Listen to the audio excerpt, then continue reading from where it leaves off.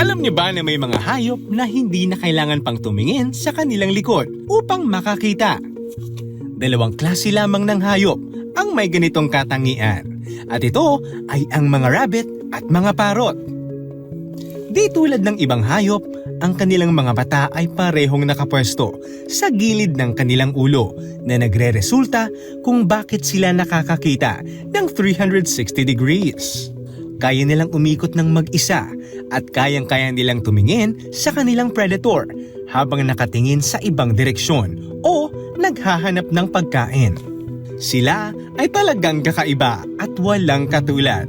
Panibagong araw at may panibagong kaalaman na naman ang ating natutunan. Rise and shine!